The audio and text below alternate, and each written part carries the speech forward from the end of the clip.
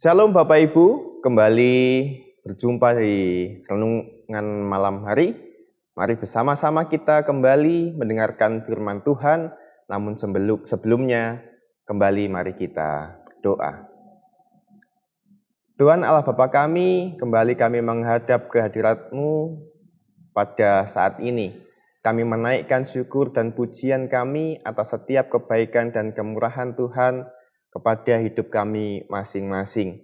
Terima kasih atas penyertaan Tuhan dalam kehidupan kami, pemeliharaan Tuhan kepada kami masing-masing. Pada saat ini Tuhan juga akan memelihara kami, memelihara iman kami dengan sabda-Mu yang bersama akan kami dengarkan. Tuhan berkati kami semua, sehingga kami memiliki nalar budi untuk mengerti maksud dari sabda firman-Mu. Bersabdalah Tuhan, kami siap mendengarkan. Amin. Bapak Ibu jemaat yang dikasihi Tuhan, kita adalah orang-orang yang beragama, tidak hanya beragama, tetapi kita juga adalah orang-orang yang beriman. Kenapa saya membedakan beragama dan beriman? Karena ada orang yang beragama, punya agama, itu hanya sebagai identitas, mungkin ngisi formulir di KTP, tetapi orang yang beriman dan beragama itu adalah orang yang menjalankan keagamaannya dengan penuh kepercayaan dan keyakinan. Nah, sebagai orang yang beriman, sebagai orang yang percaya, sudah tentu kita mengakui, mempercayai adanya Tuhan.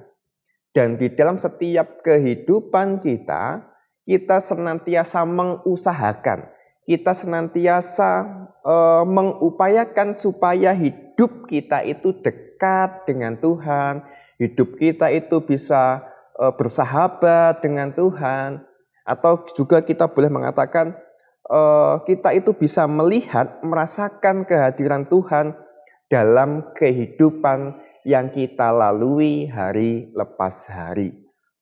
Nah, walaupun sebagai orang yang beriman, kita mengusahakan hal itu, tetapi mungkin ada satu atau dua momen, ada dalam peristiwa-peristiwa yang berat, kerap kali kita itu sedikit lambat atau tidak bisa merasakan bahwa Tuhan itu ada, Tuhan itu hadir. Kita kehilangan cara untuk menjumpai Tuhan.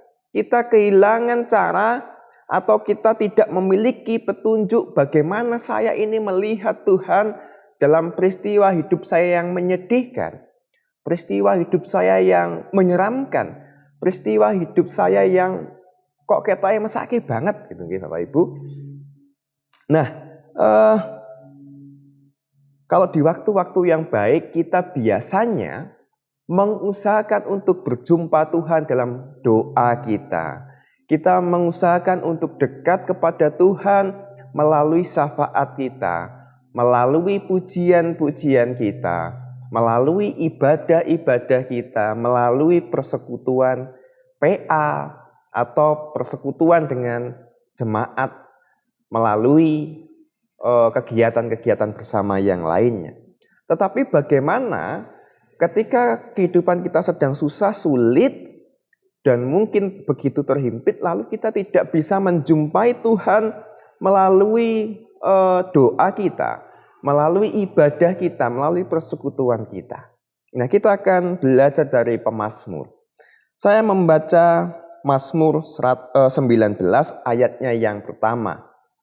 Mazmur 19 ayat yang pertama yang begini bunyi firman-Nya. Langit menceritakan kemuliaan Allah dan cakrawala memberitakan pekerjaan tangannya. Sekali lagi saya ingatkan. Langit menceritakan kemuliaan Allah dan cakrawala memberitakan pekerjaan tangannya. Nah, pemazmur mengajak kita untuk mengingat bahwa ketika kita mungkin tidak bisa menjumpai Allah dalam ibadah kita, dalam doa kita, dalam pujian kita, mungkin Tuhan menyatakan dirinya melalui alam ini, melalui ciptaannya yang begitu besar, begitu agung ini. Menarik juga kenapa pemazmur mengajak kita untuk melihat pekerjaan dan kemuliaan Allah melalui ciptaannya. Saya membayangkan bahwa tidak ada yang bisa mengatasi langit. Gedung-gedung yang tinggi tidak bisa menutup langit, tidak bisa menghalangi kita untuk melihat langit. Mungkin pernak-pernik, perhiasan, lampu, ataupun dekorasi yang lainnya juga tidak bisa mengalahkan indahnya cakrawala. Mungkin kita akan senantiasa terkagum ketika melihat matahari terbit, mungkin kita akan mengagumi keindahannya ketika matahari terbenam. Nah, melalui langit, melalui cakrawala kita diajak untuk melihat bahwa ternyata Tuhan itu ada dalam segala hal, termasuk di dalam ciptaannya yang agung itu. Ketika kita tidak bisa menjumpai Allah dalam doa, pujian, dan ibadah kita, ternyata Tuhan masih ada dan mudah untuk kita lihat, yaitu dengan ketika kita menatap langit, melihat ciptaannya yang agung itu. Bapak Ibu pernahkah melihat bintang? Atau kapan Bapak Ibu melihat taburan bintang yang begitu banyak? Melihat bintang yang begitu banyak? Mungkin jarang Bapak Ibu ya, mungkin melihat bintang di malam hari itu 1-2 saja. Tidak lagi melihat bintang yang banyak di langit. Kenapa? Karena kita sudah terkontaminasi dengan lingkungan kita. Karena di sekitar kita itu banyak cahaya. Tetapi pernahkah Bapak Ibu punya keinginan untuk melihat keindahan bintang di malam hari, lalu pergi ke tengah sawah, lalu tengok-tengok di tengah sawah, lalu memandangi langit bermenit-menit, mungkin setengah jam, 1 jam tuh, semakin banyak melihat bintang. Oh ternyata di rumah tadi kok kelihatannya nggak banyak ya bintangnya, tetapi di tengah kegelapan, di tengah sawah ini kok aku malah melihat lebih banyak bintang. Karena apa? Kita memperhatikannya dengan seksama. Kita benar-benar meluangkan waktu kita untuk melihat bintang itu. Saya membayangkan bahwa kegelapan itu adalah situasi yang melingkupi kita. Dan tadi kita merasa bahwa tidak ada Allah, kita tidak bisa menjumpai Allah. Ketika kita kehilangan orang yang kita kasihi, kita bertanya, wah berat sekali untuk melanjutkan hidup ke depan seorang diri. Apalagi harus menghidupi anak dengan orang tua tunggal, sebagai orang tua tunggal. Wah berat sekali untuk menjalani masa tua tanpa teman bercerita di tempat tidur. Wah berat sekali ketika banyak permasalahan yang menghimpit hidup saya. Saya membayangkan keadaan-keadaan yang menghimpit kita, kesedihan itu adalah sebagai suasana gelap. Nah ketika kita dalam suasana gelap, kesedihan, ketertindasan itu menimpa hidup kita, lalu kita meluangkan waktu kita untuk mencari Allah dan kita menemukan. Ternyata di tengah kegelapan itu ada karya Allah yang semakin nampak, yang selama ini tidak pernah kita lihat. Di tengah kegelapan itu, ketika kita benar-benar mengkhususkan waktu kita untuk melihat pekerjaan tangan Allah, kemuliaan tangan Allah, disitulah bahwa akan semakin nyata bahwa Tuhan itu senantiasa ada bersama dengan kita, senantiasa menunjukkan kemuliaannya kepada kita. Tetapi kitanya yang kerap kali sudah terkontaminasi, kerap kali kitanya yang terlalu asik dengan gemerlap, dengan kemilau yang ada di sekitar kita. Gemerlap dunia ini sehingga kita tidak bisa melihat kemuliaan Allah. Mata kita, hidup kita tersilaukan oleh gemerlap dunia. Sekali lagi, langit menceritakan kemuliaan dan pekerjaan tangannya yang ajaib.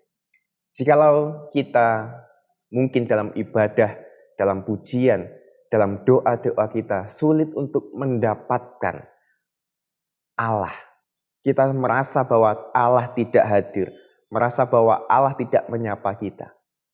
Mungkin Tuhan menyapa kita tidak melalui doa kita, tidak melalui ibadah kita, tidak melalui pujian kita.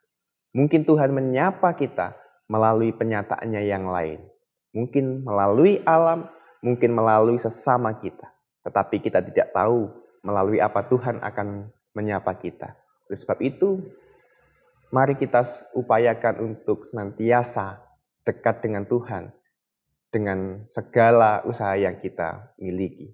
Dan pemazmur memberikan kesaksian bahwa ia bisa melihat Allah dalam ciptaannya yang agung. Dan di situ ia melihat kemuliaan Allah.